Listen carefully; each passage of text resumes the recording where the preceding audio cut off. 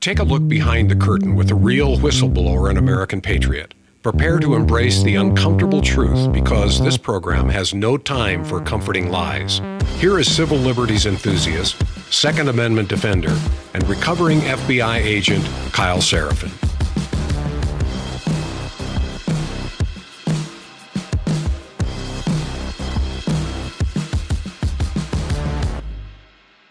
Well, hello, my friends. Welcome to the Kyle Seraphin Show. Today is Friday. It is April the 18th. It is Good Friday, and so a happy Good Friday to you. I suppose it's not actually supposed to be a happy day, but a solemn Good Friday to you, and welcome you to the program. It's a friendly Friday, and we're going to be talking about something that's kind of been just brewing all week. Stuck on stupid. I can't get it out of my head. That's the expression you use when someone refuses to let something go. They just do the dumb thing, then they do it over and over again. I'll probably share with Steve one of the fun examples that I had in my personal life where I had to physically pay for someone who was legitimately stuck on stupid, just kept saying the same wrong thing over and over again. Right now, Democrats are doing that, particularly Chris Holland, and then I guess the rest of them just said, well, that seems stupid. We're on board too. So they are all co-signing on the stupidest thing, which is trying to get a deported non-American back into the United States with, I have absolutely no idea what the end goal would look like. That's all pretty crazy, and it seems completely ridiculous to me, but we're going to talk about it because why not? And we got a couple other little fun things to do. We'll have some fun with it for sure, as we usually do. Before we get started, let's say thanks to the folks over at My Patriot Supply. Just a reminder to you, they're about to switch it up on you, and they're about to have a different special. You have heard us talk about My Patriot Supply because it is the one that the Seraphin household has. This is the one we trust. If you guys want to get into some emergency food, it is a personal insurance policy. Highly recommend it. This is something they haven't done before. They're offering the Mega 3-month emergency food kit, which has about $360 worth of real beef and chicken and farm fresh vegetables and produce and things like that, all included at no additional charge. So they're bumping up their regular 3-month emergency food kit, which is the one I have, to the Mega, which has 2,500 calories instead of 2,000.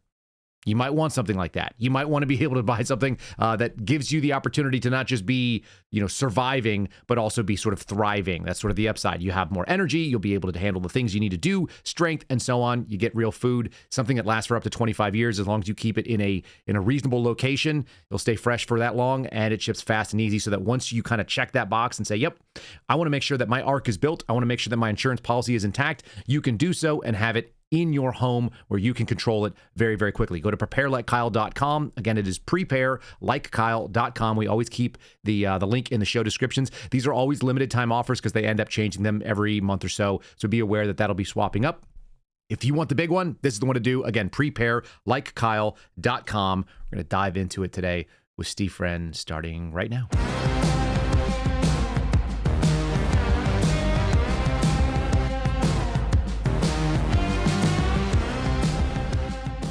Right, and I might as well just bring him on here. And there he is sitting in his normal spot. Steve, someone told me something about you last night. They have never seen your hands or arms. Oh, man, that's a good urban legend to go with, right? We don't know if maybe he's a half a man. I would see that you probably will not be exposing your hands or arms. I guess I gesticulate pretty wildly, so I'm always talking in a certain way, and you do not. You're very composed when you're on screen for people. So that came up last night during our call-in. I kind of do my little fidget spinner with a pen underneath the desk. I like to look like the duck on the pond with my feet, paddling underneath. You just have no idea. Just calm, cool and calm.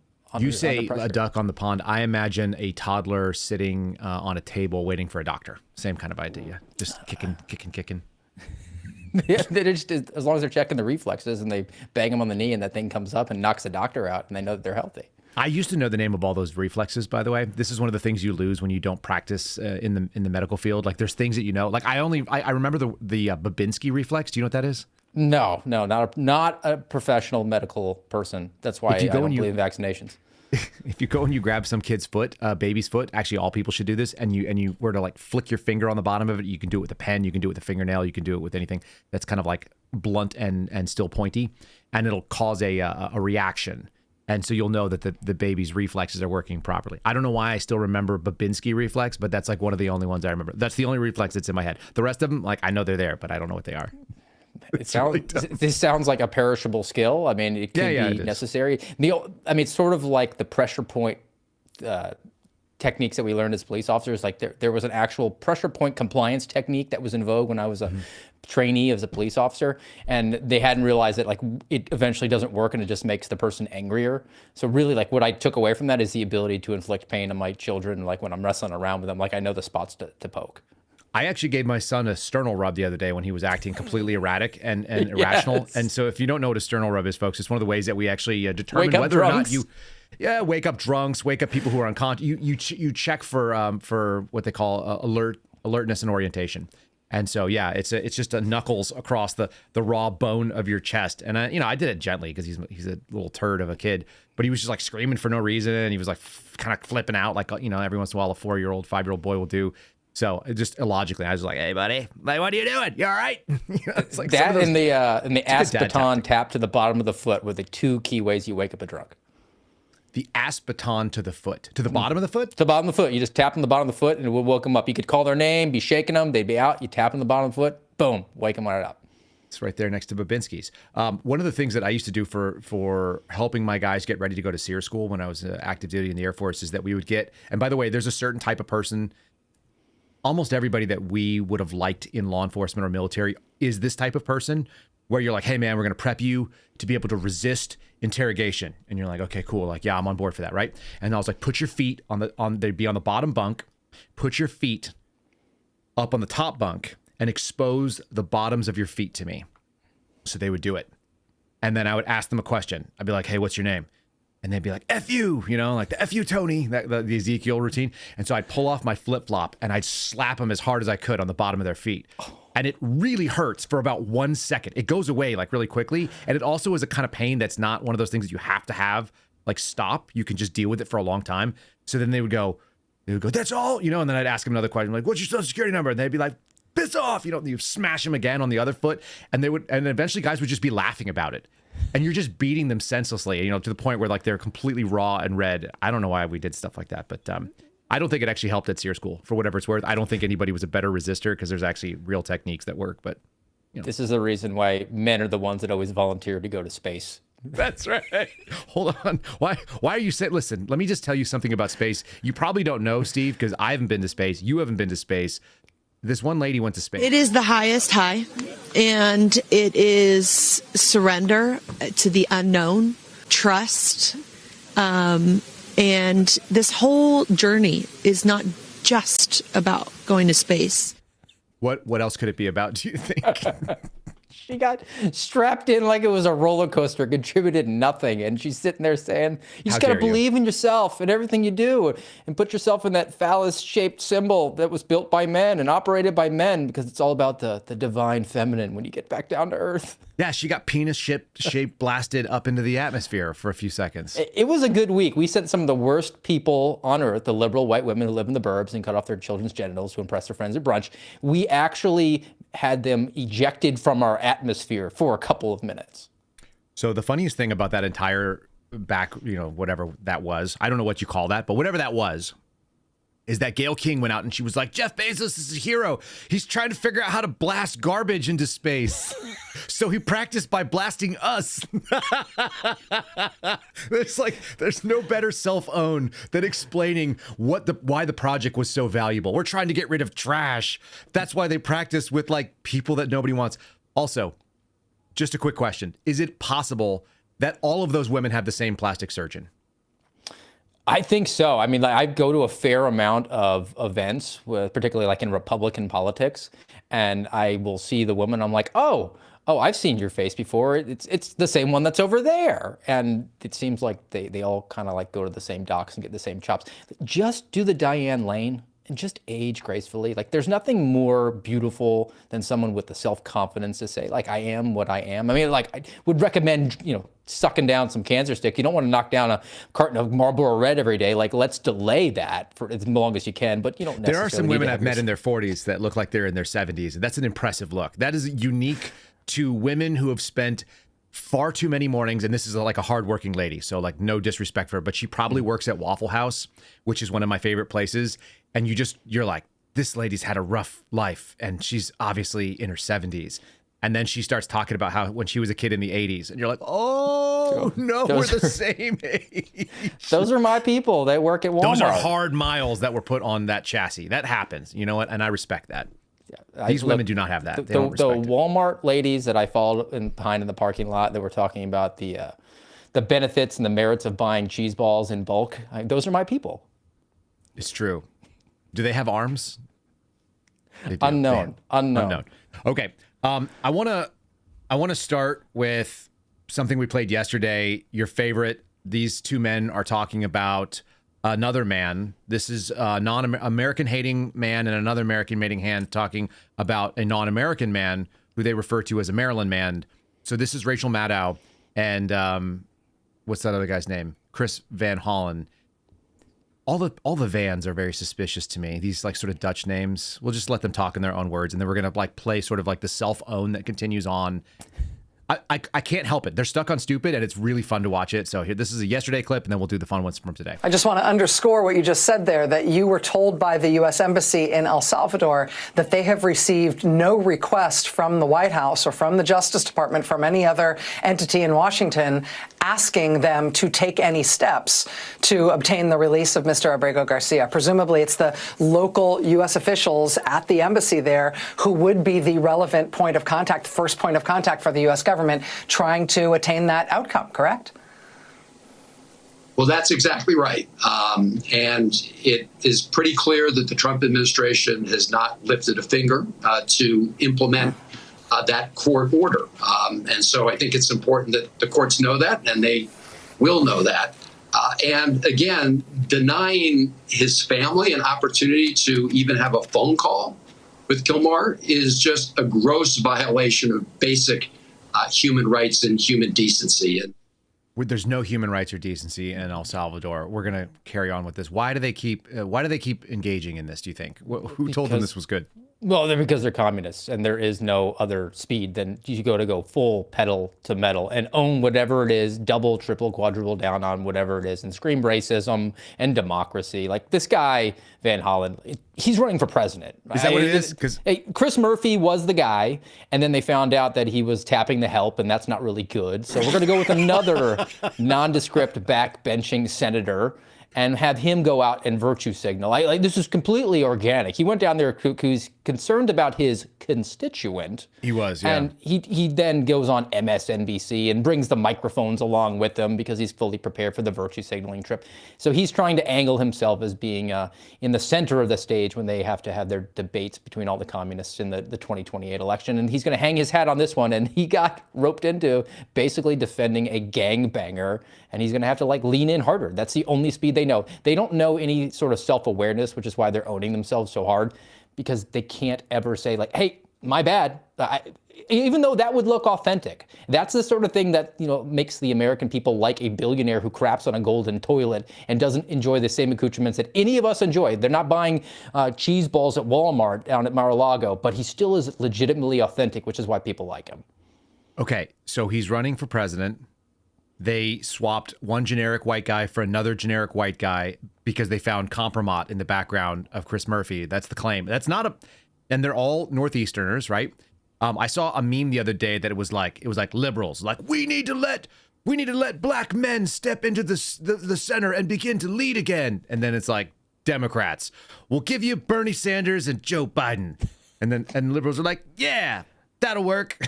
That's where they're at. Joe Biden did grow up in the black church, even though he had never seen a black person, apparently, and that's why he called them colored people when they drove by him on a bus. Well, that's funny that you say it that way, Steve, because I think I may actually have that. And I'd never seen hardly any black people in Scranton at the time I was only going in fourth grade. And I remember seeing the kids going by at the time called colored kids on a bus going by. There he is. I'm going to play that intermittently whenever I want to remember the glory days that Joe Biden was in charge of anything. That they just let an 80-something-year-old man out who should be the racist old guy at the nursing home that explains to like the Hispanic nurse that wipes his ass every day. He should be the guy that's explaining to her what colored people are when he first met his first black person in the Joe 1880s. Biden signed a contract with like a Hollywood agent and he's asking for $300,000 per speaking fee, and they're having a hard time filling up his docket at this point. Like, that makes sense. That guy doesn't know what that? day it is. No. He doesn't even know his name. This is all because Jill Biden loves herself some attention so much that she trots that dude out there, who's a jerk. I do not like Joe Biden, the human Roomba. But Jill Biden is probably the worst person on earth. It stands to reason. This guy's trying to give him a run for his money. Van Hollen's going to try to step up. He's going to do it with like sanity instead of being a crazy person. So here he is talking. He brought the attorney who looks, you tell me who he reminds you of, because the attorney reminds me of somebody. I just can't think of who. He, like somebody maybe out of Napoleon Dynamite or something like that. Like he looks like a caricature of an 80s attorney with a mustache and kind of silly and like short sleeve. You should never wear a button-down shirt with short sleeves. Can we agree on that? Yes. Okay. I like sleeve rolled, sure. Jim Jordan style, no problem. Not a huge Jim Jordan fan, but like sleeve rolled, that's my jam. Barack Obama did that masterfully. Roll the sleeves up. Totally reasonable looking. Not reasonable to wear a short sleeve shirt. You look like, he looks like Milton. He looks like Milton from Office Space. That's what you're describing it to me. Here's Senator Van Hollen down in El Salvador trying to meet with people that he can't meet with because his constituent might be actually dead in the gulag or death chambers. I'm here with Chris Newman, who is the attorney for the wife and mother of Kilmar Abrego Garcia. And we just tried to go visit him in prison just to check on his conditions. Is he doing okay? Because nobody has any communication with him since he was illegally abducted from Maryland and sent to CCOT prison in El Salvador, which is a U.S. District Court judge said was a violation of all his due process rights. Today's purpose was just to see what his health condition is. And these soldiers were ordered to prevent us from going any farther from this spot. I understand we're about 3 kilometers now. So this was his problem. For some reason, the Big Lebowski and the song that's in there, that's a Kenny Loggins song. I think it's like, I just dropped in to see what condition my condition was in. That's apparently what they tried to do. They were going to just see what condition this guy's condition was in.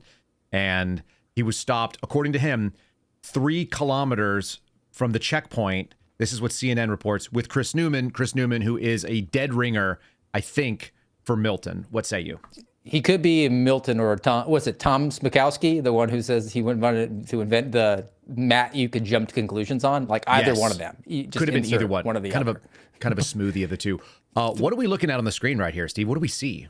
I think it's the good senator, backbenching senator who nobody knew his name before this week in the cell phones, and an alleged Maryland man who's really just an MS-13 gangbanger, domestic abuser, enjoying brunch. I mean, are they sipping mimosas, talking about how they want to cut the family jewels off their children? I mean, the MS-13 members certainly shown a proclivity to harm his own.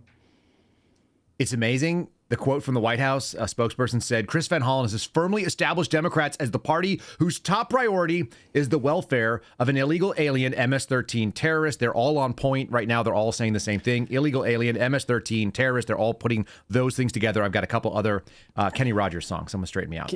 They said it's truly disgusting because President Trump will continue to stand on the side of law-abiding Americans. The best is that I got to find it in here. There's a quote from... That's not in this story. I'll have to find the other story. There's a quote from President Bukele, who runs El Salvador, and he was like, magically, this dude emerged from the depths of our gulag and death chambers or our death camps, and apparently he can sit there in regular clothes. Another short sleeve button down shirt wearer. I think he should be thrown out of America just for that. I'm just gonna. There it is. Look, you can see the short sleeve shirt. Find you a man that looks at you like that. And you will find a man that you don't want to be in the same room with if you're another dude. Couple of points. He's got a Kansas City Chiefs Super Bowl hat on, so maybe his affinity for Chicago teams might be in question at this point. And secondly, if he is indeed a member of MS-13, which has been designated a foreign terrorist organization, if I'm correct on that one, right? Now we have an American citizen, Senator Van Hollen, providing aid and comfort to a member of a foreign terrorist organization, potentially providing material support to that individual and ergo that organization. I think that would be a violation of United States laws. It's possible. It's certainly possible. Let's kind of see Let's see Pam Bondi's take on this. She's you're going to be shocked to find out that Pam Is she on Bondi actually Fox? she's on Fox. So here's some Fox, and it's your other favorite guy. Here's Sean Hannity. The two of them are running through the timeline. The timeline actually is of value-ish. I could hear it from another messenger. We're going to have Stephen Miller, our spirit animal, in just a second. I want to put up on the screen a timeline because there seems to be, in the media especially, a narrative that is completely and totally and utterly false regarding, quote, Mr. Garcia. And not one but two courts actually said he was an MS-13 gang member and identified him as such. Can you please explain what you know about him? Yeah, Sean, factually, this is an extremely disturbing case. And as a career prosecutor, it is even more disturbing. Every American tonight should be thanking Donald Trump for making America safer by getting this guy out of our country. I'm going to call him a terrorist because he has been designated as a member of a terrorist organization. So this illegal alien terrorist came into our country illegally in March of 2012. We know that because he admitted that when he was stopped in 2019 by the anti-gang squad. They stopped him at a Home Depot with 3 other members. And here's what's very important. He was wearing a sweatshirt with gang insignia on it. The guy he was with, another MS-13 known member, had a tattoo with very similar insignia on it. ICE declared him as a member of MS-13. The police officers, the gang unit, declared him as a member of MS-13. And also, they independently went to a reliable, confidential informant who said not only is he a member of MS-13, he gave them the clique, the Westerns, and he was called a Chicao, which is one of the higher-ranking MS-13 members. So they rightfully detained him, rightfully. An immigration judge agreed. An appellate immigration judge agreed. Now, All right, that's enough of that. That's way more than enough. I'm surprised Sean Hannity let her talk that long, but I do appreciate how she's doing a Fox hit, right? So she's staring into the blackness, and Sean Hannity, for her benefit, says, I'm running a timeline up here that you can't see. So Right. for all the talk that I don't have hands and legs, AG Bondi was kicking those feet really hard to stay afloat on the water there. That's why her first default was like, thank Donald Trump. Thank Donald Trump. It is awkward. It's really awkward to do those hits where you can't see what they call the video return. But that's fine. Okay, so I'm on board with her. I think Bondi, she lays it out. There's only one real answer. We cannot accept any of these goofballs. What about Chris Van Hollen? So you mentioned he might be running for president. There was another guy previously that was on a presidential ticket. He actually has thrown his ringing endorsement after he lost. This is Tim Walz telling you that, Chris is the best. All the people, and you just had Senator Van Hollen, who there's nobody better. He has to speak up for his constituent because they do plan. If they think they can get away with this, they will press it further. They'll throw everybody out. What do you think? Possible?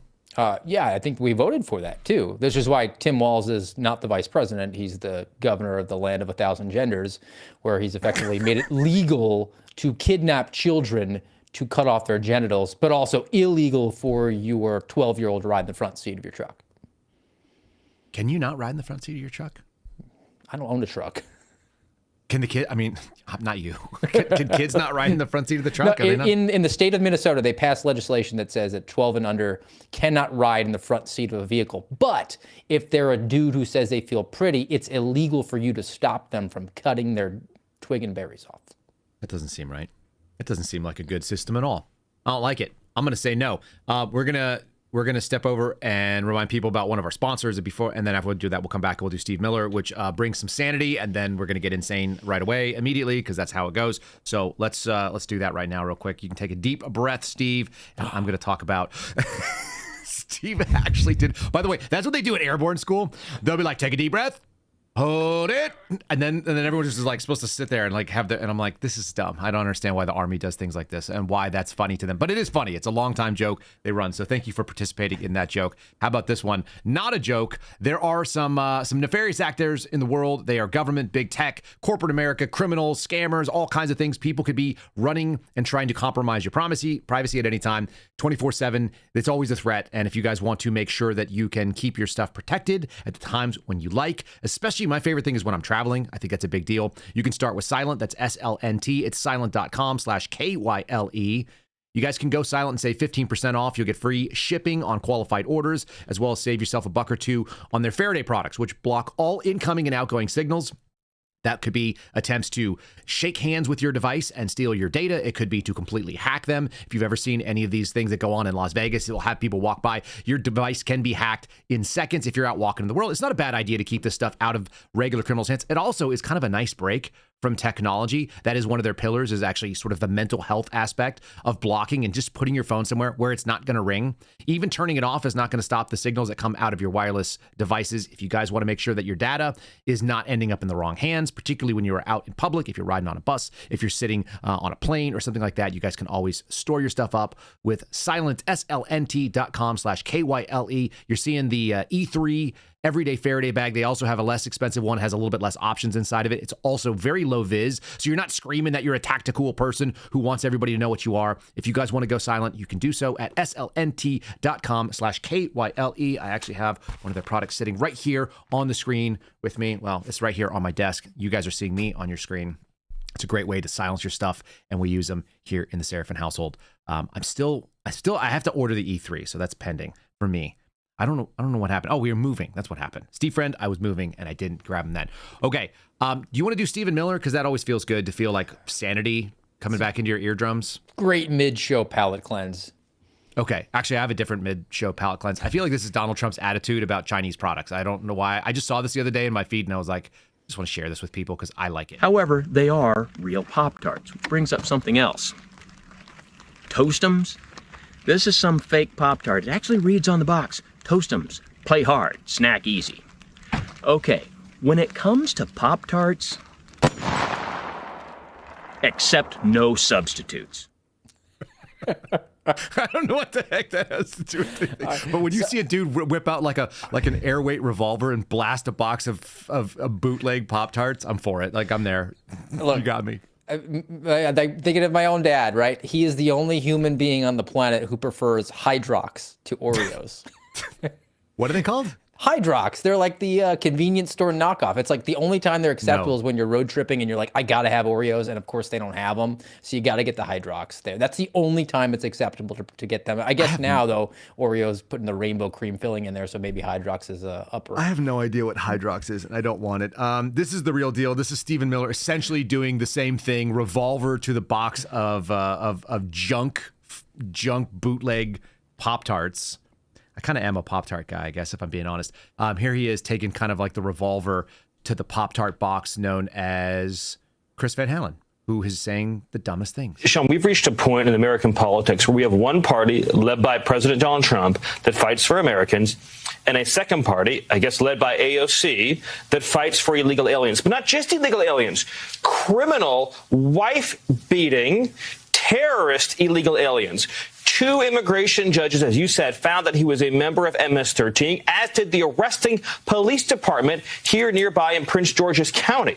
On top of that, we have, of course, the protective order filed by his wife, alleging horrific, multiple instances. There were 2? Yes, of extreme, violent physical abuse. And then on top of all of that, he's an illegal alien and a member of what has been designated as a foreign terrorist organization. You have the entire machinery of the Democrat Party using all of its power not to fight for lower costs, as President Trump is, or better trade deals, as President Trump is, or lower taxes, as President Trump is, but to fight to bring this illegal alien with all those horrific crimes and allegations and history against him back to the United States, where he can do what?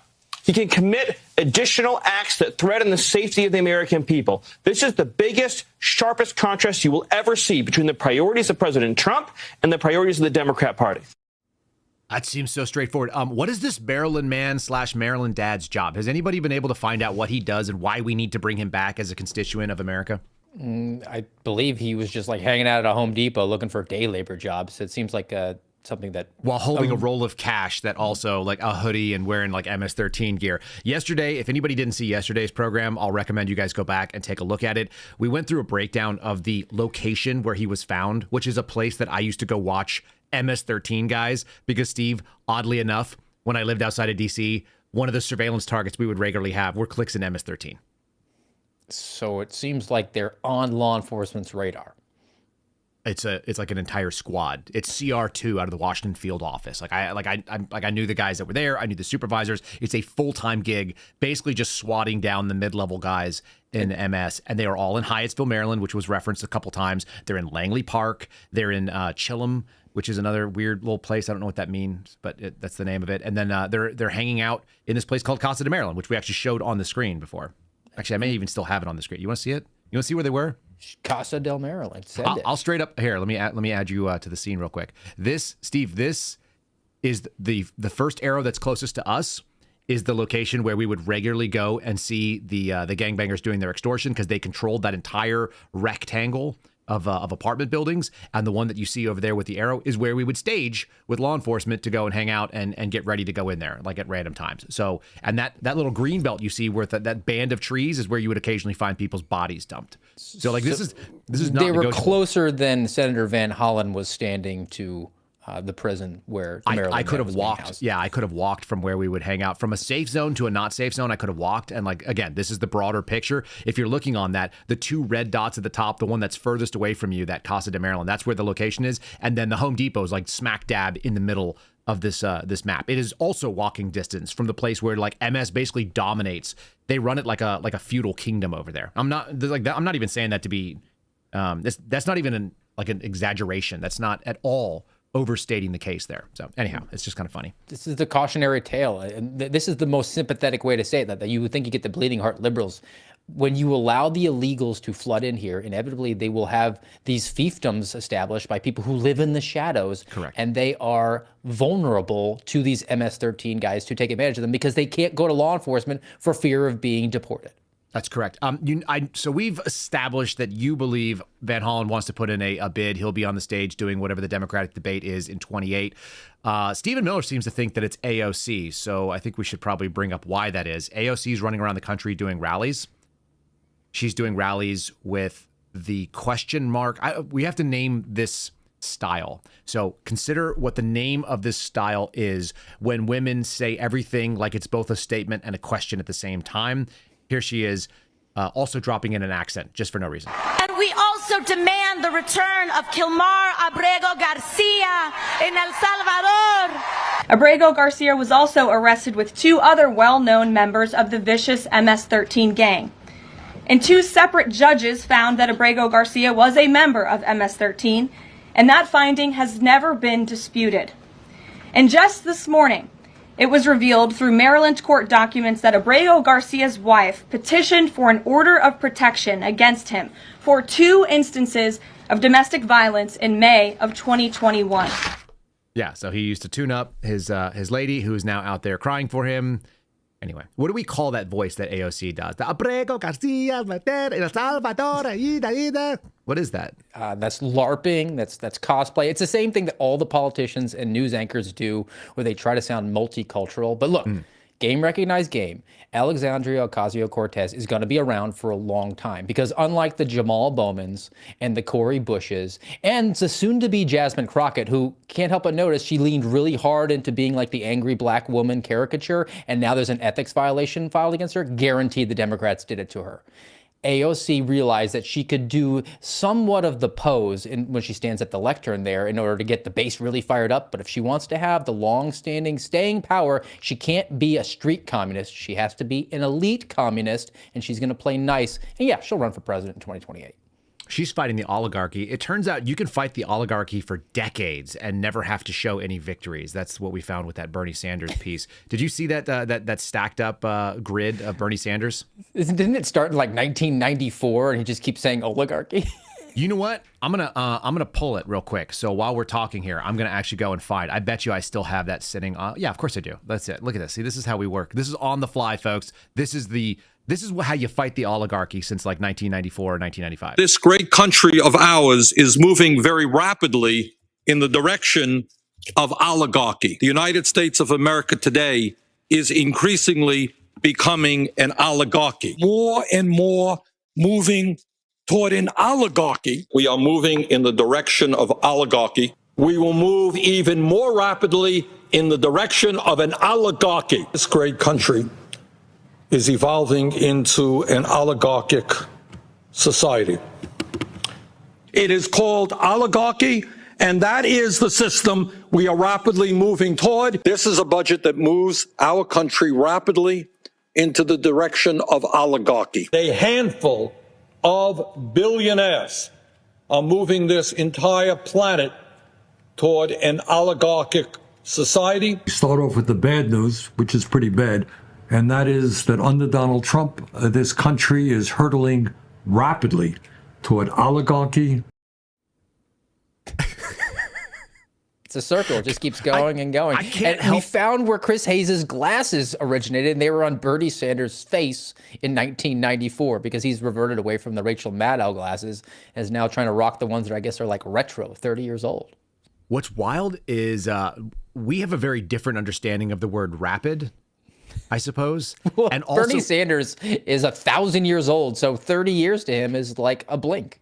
That might be true because he looks the same in 1993. He sounds a little bit like faster, but he looks almost identical. And look, if you're going to be an elite communist, who better than a guy who had to drop the millionaires and billionaires part of his speech for just billionaires because he became a millionaires while he was three talking houses. about the oligarchy. 3 houses. He's a fat cat, 100%. He got kicked out of a commune because he wasn't hard enough working.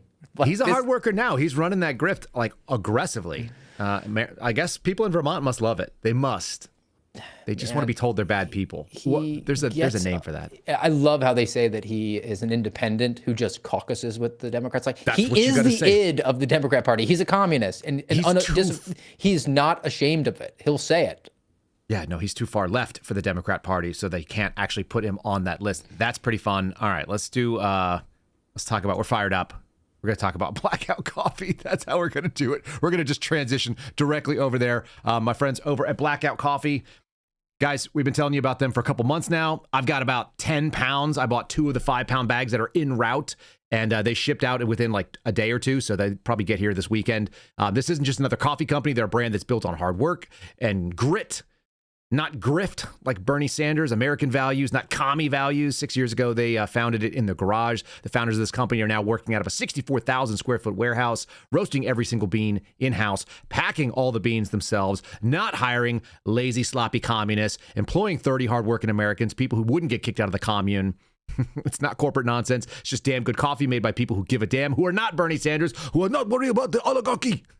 Blackout Coffee. It's not just about a great cup of Joe. It's about supporting the American dream.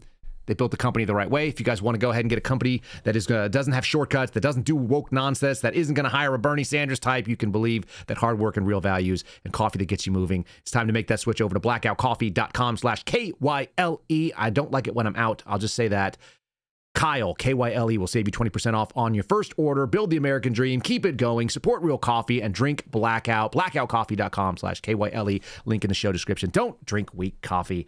I think I'm trying to talk these guys into upgrading their script to a kick in the beans.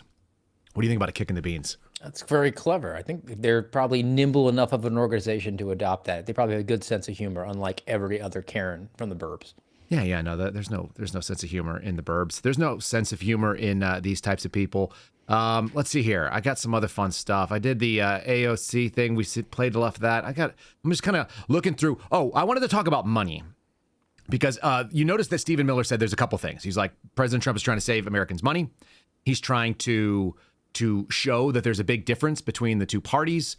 And as you've appropriately mentioned before, like Democrats keep hitting the 20. They're attracted to it like the zapper at a barbecue. let me play a little teaser that we've got coming up for this Sunday sit down about money. This is a money guy. This is Andy Schectman. He came on and sort of debunked the Fox News catheter commercials. No, he was talking about the gold IRAs. Just kidding. Reverse mortgages? Yeah. Hurricanes? Steve has like a personal vendetta against personal catheters for some reason. And I think it's because they must have played it either on the intro or the outro of any hit he's done. Anyway, Andy Schectman is a gold guy. So listen to this. And then we're going to talk a little bit about the economy and the left. Like, they think that we should be nicer to China, obviously. He calls this Bretton Woods 3. Bretton Woods 1, when we took over for the pound sterling at the end of World War II. Bretton Woods 2, loosely, when we became the petrodollar, signed the agreement with Saudi Arabia, which coincidentally they did not sign again here last year, which was the 50th anniversary, re-upping the exclusivity of only taking dollars for oil. Big deal. Bretton Woods 3, he says, now we're in a system that will all be about transparency, which would be blockchain and commodities. Gold. And if you look at the United States, we've become a net importer of gold since November, since Trump won the election. A net importer after being a net importer for my entire career. And we've seen north of almost 60 million ounces delivered into the COMEX, most of it coming from London since then. Crazy things are happening in this market, but the central banks, which are the most wealthy, well-informed traders in the world, are shedding dollars, they're shedding treasuries, and they're accumulating assets. So there's a thought. It's not a good one. It actually is one of those, I guess gold guys are always kind of worried about the sky falling in. That's why they buy gold. That's why they kind of like preserve wealth. But Andy is a pretty sophisticated dude, and his company has sold $12 billion worth of gold since they started, which is not nothing. So this is kind of inside info. I don't know if I'm even supposed to say this, but I got a text message from him the other day on accident. I'm fairly confident. And it said that they were buying something like, geez, I almost want to go back and refer to it. It was like $50 million worth of silver. It was some like crazy number of ounces. And he was like, yeah, they'll only put like 300 pounds or $300,000 worth on any given truck. So it was like this like convoy of silver that was going to go into one of their distribution centers. And I was like, I'm pretty confident this is not meant for me. It was a caravan of precious metals traversing the continental United States does not sound like a 2025 event. It does sound like a 2025 event. Okay, so also 2025 event is Democrats on CNN basically doing the one man fights all. This is okay. You remember that scene from The Matrix where Neo is standing there and like the three agents come at him and he's like basically like texting on his phone while he's like fighting with one hand. With one hand, yeah, like because he's evolved to be so superior. Yes, right. That's Scott Jennings every night, right? I think you got to grade on a curve because Scott Jennings was a Mitch McConnell acolyte. Like he's not like mega far right, but he's like dealing with retards, so he's dominating like the Harlem Globetrotters.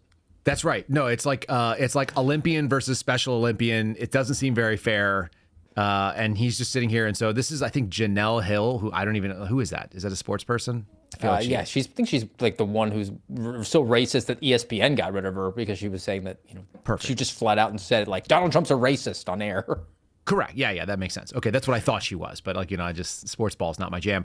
I assumed that's what she was doing. So she's got hot takes on China, not based on facts, but based on feelings. So here she is defending that we need to lower the tariffs. How low do you think they need to go, Steve? A lot of people have that same question. We'll see if we can get an answer on this CNN clip. That would help if you didn't wildly put tariffs in place that don't make any sense. That would probably help more. Where do you think the tariffs don't make sense? China. I mean, the big one. China? Does not make any sense. Does it make sense to have tariffs on China? No, it doesn't make sense to have this level of tariffs on China. That entire What level do you prefer? Well, not 145%. Give me a number. Again, not 145%. How about 144? Again, how about 275? You seem to be very definitive that this number is wrong. I just wondered what level, because the economy is telling me that it's wrong. Scott, do you think that the U.S. economy can sustain long term on China? On China? Yeah. I want whatever it takes to isolate them and to do a couple of things. What's the number, Scott? I hope it's this one, but what's if it has the number? to be... You think it's 145%? You think that the economy will be good and fine in the long haul on I think the economy will be good and fine, and our national and economic security will be better when we decouple from China and we're not dependent upon our biggest enemy in the world for all of this stuff. We need to isolate them. We need to isolate them, and that's what he's doing. I'd like to know. She has a face. Do you see the face? Yes. She's like, no. No. So that actually was one of the topics that I talked about with Andy. He said he actually made a Shawshank Redemption reference, which I thought was great. He said the tariffs problem that we're dealing with right now is essentially Andy Dufresne crawling through 2 miles of filth and muck to come out the other side. And if that's why Trump is doing it, and if that's what it works out to be, it will be ugly all the way through, like crawling through human feces for 2 straight miles. But that's what I wish the Trump administration would message it that way to people, because I think people are about to experience a shock economically that they're not prepared for, particularly in this day and age where we have to have instant gratification all the time. So any sort of uncomfortable and pain is going to be magnified in their mindsets, because we're just soft people coming off to soft times. And I think that they maybe undersold that, and they're going to have the intestinal fortitude to push back on their base when the base says, you can't do this anymore. We need to have our Chinese goods. And to say, like, look, we're Andy Dufresne crawling through the tunnel right now. But when we get to the end, there's going to be something there. And maybe they're right, maybe they're wrong. Not an economist, and certainly not somebody who knows the exact number that the tariff should be. But I am also smart enough not to have blonde hair extensions. Okay, that wasn't very nice. I don't know who you're talking about. Who has blonde hair extensions? That lady that was on there, Janelle? You don't think that's her natural hair? Could that not be her real hair? Look, I don't want to. I don't want to presume her gender. I'm really like. Yeah, it's not her real hair. You're fine. You're fine. As long as you don't do your black woman voice, which is not. That's only allowed once a month, and I think you've already used your quota this month. So it's Holy Week. It's Holy Week. I will. Yeah, it's not the right way to do that. So the discussion that they were actually having on that CNN panel was whether or not Jerome Powell was a good guy, whether Trump felt good about him, whether they felt good about him. Donald Trump was asked that question, sitting in the exact opposite of Shawshank Prison. He's sitting in the Oval Office with like gold on the walls and like fancy tapestries and stuff. So here he is fielding this question, and it's kind of a savage answer. He's just, I don't think he's a big fan of the guy.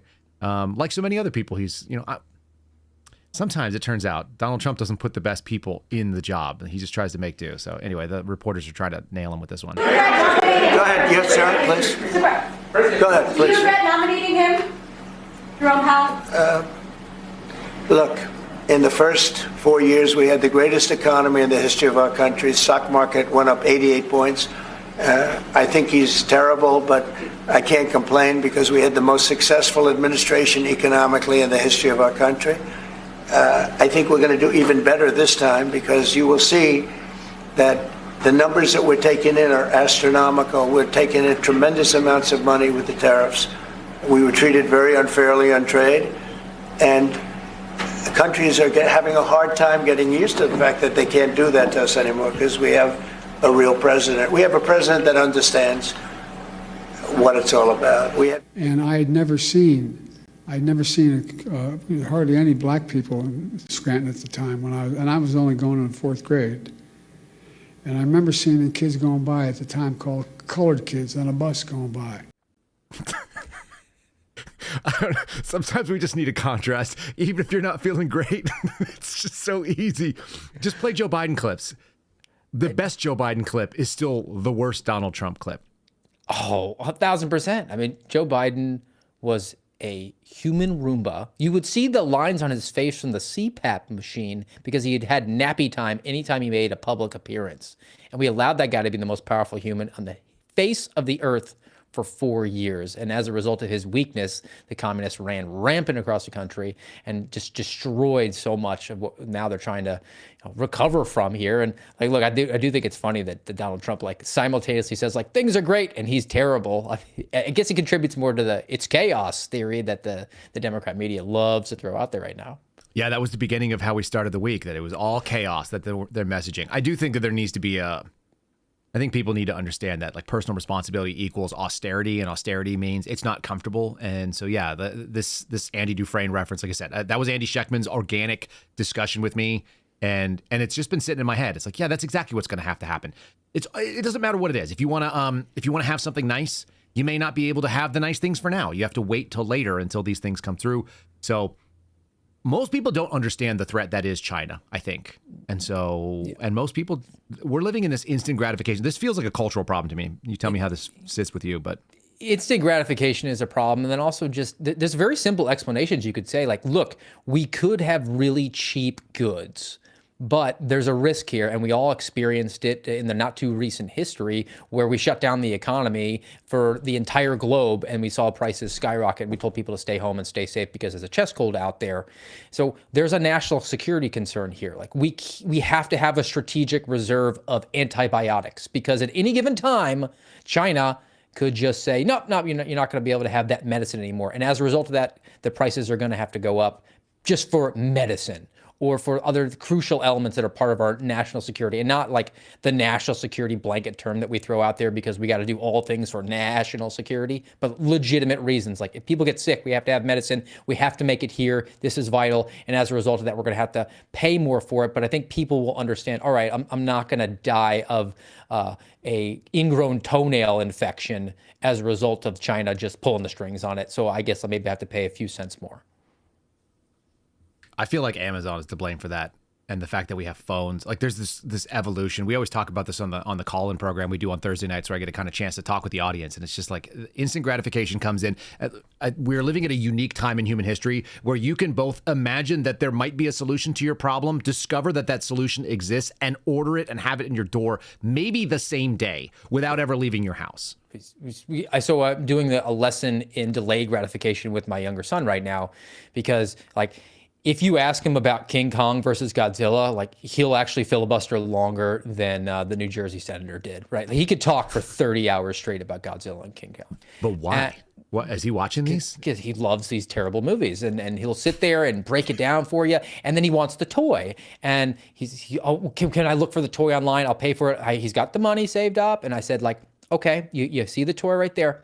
We're not going to order it for 30 days. Because if you're still interested in 30 days, then maybe we'll consider spending the money on these cheap Chinese plastic goods. But you can't just have it now and impulse buy it now. But unfortunately, like that sentiment, that's natural for a 7-year-old. But I think it's matriculated on through, and you have 27, 37, 47-year-old people putting their Grubhubs on payments because they have to have instant gratification now. So, yeah, my neighbor and I were talking about this phenomenon, which I didn't actually realize it, but it makes perfect sense. He was like, when I was in California, there were these guys that would pull up in like a Maserati or like a Lamborghini, and they'd pull up to a restaurant, and people that grew up financially responsible, that are my age, your age, older, you know, people that are 50s, 60s, 70s are looking at this going like, how in the hell is a 23-year-old kid pulling up to the gym or a restaurant driving this $400,000 sports car? You're like, what's going on here? And my neighbor's like, yeah, they just all lease it. It's 4 guys that are in their 20s that have no idea what money is, that have no idea what things cost. They want to look like a certain thing. They want to be associated with style and prestige and success. So they go out there and they lease it for a year. They just go split it and everybody gets it for a week. So for 1 week out of the month, you get to drive around like you're a multimillionaire, and everybody is like, whoa, look at that dude, you know, but like you don't own the car. You don't have, like, you don't deserve to be associated with it, as Tom Segura, this comedian, says. He says he likes to go and orders boats. So Tom Segura does this great comedy routine where he's like, I'm into online shopping, and sometimes I find myself in a rabbit hole where I'm like looking for the private jet that suits my needs, realizing I want to be associated with something that I can't actually afford. What's crazy is this actually seeps into our government, because we've got people. I was actually talking to Miranda Devine about this. We have people right now that are working for the federal government that have access to private jets that people who are worth $150, $250 million do not have access to. Even less than that. How about, look, I got a brand new Ford F-150 like every 2 years because I was the miles that I was putting on it. Like, I wouldn't buy a brand new F-150. That's not a financially good decision, but I got to enjoy that accoutrement, and so many other people who are working really hard, just as hard as I was working, because their company wasn't going to buy them that, or individually they're not going to do that because they're going to be responsible. They weren't being able to enjoy that. So you just extrapolate that up to like the jet level, or, you know, the HRT, they're going to get a sailboat and then go down the Pacific coast like they're in a catamaran. Yeah, that's exactly it. So a lot of people don't understand the lure. They always talk about like, oh, these government employees. This is the thing that drives me. It drives me nuts when I see these people protesting in favor of probationary government employees that have, got removed from their job. And they're like, these people sacrificed and they made less money than the private sector to go and serve the American people. And you're like, dude, yeah, like you said, I had 3 motorcycles, Steve, friend. I had 3 motorcycles that I had access to, and I swapped them out because they needed to be driven because somebody bought 7 motorcycles for the Miami field office for the FBI. And then they decided it was too hot to use motorcycles, which are a really useful tool for surveillance. They can go places that cars can't. They can stop in places that cars can't, things like that. You can sit on the side of the road on a motorcycle and be on your phone texting and watch for somebody with a shielded helmet, and nobody would think twice about it because, like, how else do you check your GPS? You have a cover for action, and it makes sense, right? I went down and picked up 4 motorcycles, 2 in each trailer, me and a buddy from Miami, because Miami bought 7 motorcycles because they had money for it. And they were crazy motorcycles, dude. We had a Hayabusa, like for no reason, with like LED ground effect lights that somebody installed, and a radio package that was hidden covertly in the actual Hayabusa. We had a huge touring Kawasaki, like a 1500cc bike. We had a couple of sport bikes. We had a CBR 1000. You know, and then my boss was like, these aren't good enough for what we need. And then he bought like 3 BMW bikes. So we had 8 motorcycles. We had a fleet of motorcycles in our thing with 3 people who could ride motorcycles. I was going to say, how many people were licensed to drive a motorcycle? And every one of the guys except me, and I don't mean to throw everybody that I used to work with under the bus, but I swear to God, every single person but me got out on those motorcycles and dropped them. Every single one of them did, including the female who was like not strong enough to keep the bike up. They all fell over on dry roads, not even doing surveillance, just driving around on them. So I would rotate them through my house and ride them. I had 3 motorcycles that I didn't own. I had like you said, I had a nice F-150. Mine was a 2016 or 2018, had 40,000 miles on it, and it was very nice. We had access to Audis. We had access to Mercedes. We had all these cool things. The HRT guys are running around with $50,000 worth of night vision on their head. When I was working the 2020 riots, I literally saw those guys put $50,000 night vision helmets on the ground at the J. Edgar Hoover building in that courtyard that everybody's seen a picture of. And they just left their stuff there with suppressed rifles hanging out, and they just walked away. Dude, if we did that in the military, that stuff would have been gone, like straight gone. Oh, look, military cops, like you could put $100 bill in the middle of the table and nobody will touch it. But if you put a flashlight gear, that stuff is gone in 15 Absolutely seconds. Gone. Yeah, it's just crazy. So like, you know, and then extrapolate that up to the political appointees. You wonder why someone like a Chris Wray, who was making $9 million a year, decided to go be FBI director. He got to command a $60 million jet, plus the crew, plus a security detail, and he never had to pay a penny for it, and he could go anywhere he wanted for $200. Let's talk about the gym. How much do people pay to go to like a high value gym? I mean, like, yeah, like an Equinox or something. Mm-hmm. I mean, it could be $200, $300, $400 a month. Absolutely.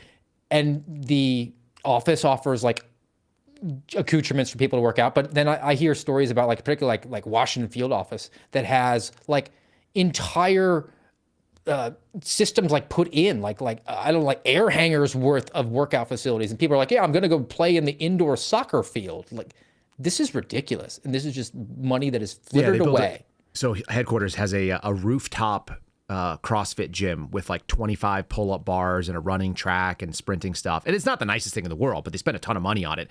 In the same way that my old boss, John Nance, who is now out there making hay in the town hall market and writing narrative traps and sycophantic pieces to the Bureau, you know, he spent probably $5,000 or $6,000 on rogue workout equipment for the one female on our squad who was the only person that didn't have to do the regular work because she got to hang out with him 8 hours a day. I have no idea why her marriage broke up for infidelity, but it may have had something to do with the fact that she was doing CrossFit stuff when she should have been out working. They spent all this money. Like, they have access to huge purses. So even though people, you know, may have a government job, this is, I feel like, the thing, those austerity measures, this is the thing that, like, it's a failure in American culture. And I think for a lot of the public who doesn't necessarily know anybody that works in government because they actually have real jobs and go to a regular company every day, and the people they hang out with actually have to work for a living, they don't know what that benefit is. Like, when you're in the private sector, it's called a fringe benefit. They actually tell you, it's like, yeah, we have our own workout facility. You can come in and use it. We have daycare. We have this. We have that. Whatever it is, we have a company car. We have an office with a window. Federal employees just go out there and just angle for more and more of these, you know, every single year. And there's more and more spending that gets done to the point where, you know, you tell the story about having a $40,000 side-by-side. Polaris Razor, man, $35,000. I couldn't get printer cartridges but they sprung for a $35,000 Polaris razor and drew up a memorandum of understanding with the DEA so we could park it on their facility, their standalone facility, because we didn't have one. We were in the upper floor of a bank building in downtown Sioux City, Iowa, so obviously you couldn't just put a razor in the parking lot. So they bought us a vehicle that we had never had a need for before. The one time where we needed to use a four-wheeler, the Indian police actually had theirs, so we just used theirs, but we needed to have a bureau version of it, obviously. So yeah, we dropped $35,000 on that, and that was considered to be a good stewardship of the taxpayer money. In fact, the agent who found that got a award because he found that pool of money that was waiting to be spent and hadn't been spent, and they basically gave him a percentage, a finder's fee. Yeah, that's right. Our government is perversely incentivized to waste our money, which we all see. This is the thing that drives us nuts. That's why I don't think I can go back. We're going to wrap it up here pretty shortly. Folks, I just want to say thanks to the folks that are over on YouTube. Well, like I said, we've had a growth in audience over there. It sounds like you guys are experiencing that. You can watch us in 4K over there. You can watch us on rumble.com/Kyle Seraphin, where our biggest chat audience is, and we really appreciate both of those folks coming in. That's why we put you guys on the screen. You get to be part of the show as well. If you want to support the program, if you want to get access to our Sunday sit-downs on Saturday, you can go to KyleSeraphin.com and sign up for locals. The subscribers get early access. You guys will also have the ability to call in on our Thursday shows. And then lastly, share it on Spotify with KyleSeraphinShow.com. That's the website. It's just an easy redirect on there. And this is the show you guys are seeing from behind the scenes. It's not on purpose that we're not trying to pull anything over your eyes. This is all self-funded. It's funded by basically you guys because you guys give us an audience. And as an audience, we're out there able to sell advertisements. So that's how we do it. And I got Steve. I'm going to give him an opportunity to tell you what's coming up on AMRAD. Are you guys going to do a Saturday AMRAD? Because people were missing you when you weren't. Yeah, well, we're definitely there tomorrow, Saturday, 10:30 Eastern time on rumble.com/AMRADPod. Saturday grab bag. We're actually going to focus in on some more long form investigations went on, like one on Stacey Abrams, another one on how the American people might be misunderstanding ADHD, that coming from the New York Times, which at one point was a newspaper. So it'll be a good time. Join us Saturday, 10:30 Eastern time. Very good. Should we do a palate cleanse? Are we prepared for that? Absolutely, man. Everybody who says we're finally getting some more kind of adjudication of men and women are not the same. They had a conference where they had what's her name? What's her name? Riley Gaines. Riley Gaines was out talking about, men and women's sports and trying to stop that. There was some controversy about whether the governor of Maine was going to comply with some federal orders. I think all that's good. This is another just example of why men and women are different. Men, all of you resonate with this guy. You've all answered this question and lied. So what are you thinking about? What are you thinking about? So during the Las Vegas shooting, Stephen Paddock supposedly expended over 3,000 rounds of ammunition over the course of 10 minutes from 27 AR-15s, each equipped with bump stocks. But that would have required him to drop a gun for another after each 30-round mag was empty and then reload each of the 27 ARs at least 4 times over. That's even despite the fact videos from survivors show a non-stop stream of bullets at a fire rate much higher than that of a bump stock AR-15 and resembling more of a fire rate similar to that of an M240 light machine gun. And investigative photos of Paddock's hotel room where he shot from only show 50 spent shells. And what about once when the FBI took over the investigation, Paddock's house somehow burnt down and destroyed all the evidence, and years later America's mass shooting is still ruled to have no motive. And even after Paddock's brother went on air claiming nothing made sense, the following day he was arrested for possessing several hundred terabytes of child porn on a 20-year-old computer running on Windows 95. It all doesn't make any sense. And this is according to the FBI? Nothing. Nothing. Nothing at all. Got nothing to say about anything. Veteran savvy move here. We don't need to quibble with the sort of inconsistencies that we got. And, an update. He was all over some small gambling losses. On the Windows 95 computers, I think it always got me. Yeah. I've heard that little thing a number of times. It's the Windows 95 thing. Accidental negligent discharges by responding Las Vegas police officers that weren't publicized are another issue. We're going to have to do a whole show on this one day. We'll have to find some experts. All right, buddy. Have a great weekend. Happy Easter to you as we go out on this Good Friday. Happy Easter. Happy Good Friday to everyone. All right. All right, ladies and gentlemen, that's the show for the day. Thanks so much for joining us. We appreciate you. Check out the Sunday Sit Down when you get a chance with Andy Schechtman. I think you guys will also very much appreciate his take on things. Very sane and sober voice, talking about money, what it is, what it isn't, and why he thinks that we probably have to go through the other end of this thing, which means some discomfort. I think Good Friday is just a good enough day to remember the discomfort. There are some people, there was a person historically who went through a significant amount of discomfort so that we don't have to. So that's pretty cool. If you celebrate Easter, happy Easter. Look forward to seeing you on the other end of it. God bless you. See you then. Thanks for listening to The Kyle Seraphin Show, streamed live weekdays on rumble.com/Kyle Seraphin. Follow Kyle on Twitter, Truth Social, and Instagram at Kyle Seraphin.